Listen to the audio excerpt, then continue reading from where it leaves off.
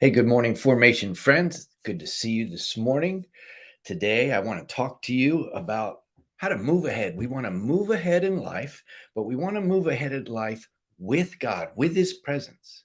Emmanuel, God with you.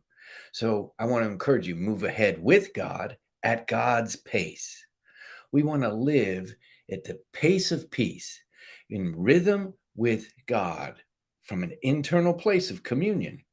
So let's look together for a moment at Proverbs 19. In Proverbs, it says, in verse 2, it says, "It's not good to have zeal without knowledge, nor to be hasty because you're going to miss the way." Zeal is energy, it's power, it's desire, it's movement. Zeal, energy, desire, power, movement, those are all good. Often what God is doing, but they need to be informed. When you get really excited, again, different personalities are prone to receive everything, to receive input, to uh, even discern and implement things differently, most naturally. And some people are very excitable. And so, with a word, whether that's from a stage or a commercial or an idea, zeal, energy fills their being and they're ready to run. They may be easily inspired and they may easily inspire others. However, if they're not informed ultimately with God's perspective, they're running with energy and no wisdom, and it can cause a lot of harm. Hastiness, impatience. It causes you to just think you're doing things rightly. You're doing them your way. You can become blinded in that state. Now, that people that are excitable are more prone to that quickly, but that can happen to all of us. If something grabs hold and inspires us and we start to experience zeal or energy inside, we want to be careful to not be too hasty or impatient. That's what it does. When I really want to get something done, I can be impatient with myself, or more importantly, impatient with others, and I can become aware or not aware. I become blinded to even the effects of what I'm doing because I'm so into it. When you do that, you miss what God is doing. When you do that, you can miss what's going on with people, what they're even saying, their body signals are doing, how they're experiencing life. It becomes actually kind of focused on you and the energy within you. You don't want to do that. Zeal without knowledge is dangerous. But knowledge without uh, zeal or without energy is impotent. It's powerless. So we don't want to be dangerous and we don't want to be powerless. The goal is what we see throughout Revelation. I mean, throughout Proverbs. The goal is revelation knowledge.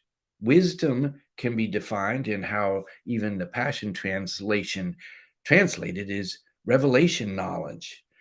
Revelation knowledge, remember, is a mixture of humility. We're seeking God above ourselves. We're being aware of others above ourselves. Teachability, willing to be corrected, shaped, informed, and implementation. That's the ticket. That's what we want. When you jump down to verse 11, it makes it clear because that wisdom produces patience. Remember from 1 Corinthians 13, love is patient, love is kind. Wisdom produces patience. Really, it produces a love. Love is patient. Love covers a multitude of sins. In verse 11, it says that kind of patience gives us the ability to overlook offense. We talked about that. So love is patient, kind. It has the ability to overlook offense. It actually covers a multitude of sins. Doesn't mean that it's blind to it or pretends it isn't happening. No, it actually takes the time to care, but to release God's grace to overlook brokenness, offense. Love looks and acts outward for others' benefit with God's information, with God's perspective, with God's revelational knowledge. That's what wisdom looks like. We jump down to one last verse in this uh, chapter, and that is verse 21. It says, many are the plans in a person's heart, but it's the Lord's purpose that prevails. So as you're living your life, I don't want your search for wisdom to be such that it binds you and makes you afraid to do things. That's not the goal at all. Actually, I want you to be a person who's willing to move ahead, to recognize that usually as you grow in your wisdom of God's perspectives, the light is green for you to move ahead. But you have to be looking at the light and recognize when it turns yellow and recognize when it turns red and you need to stop, when you need to caution or stop. So continually check in with God in your direction, because you have lots of plans. If you're an inspired person, if you're alive in God, which is what I want you to be, you're going to have ideas and plans, and many of those plans, but you need to check in with God and dialogue with him as a way of life so that you can gain that revelational knowledge, which carries power and a wisdom. Hold his purposes as supreme in your direction.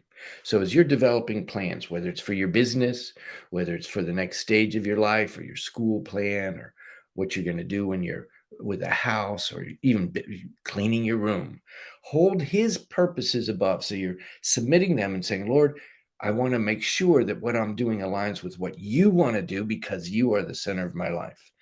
So you want to go for it in life with insight.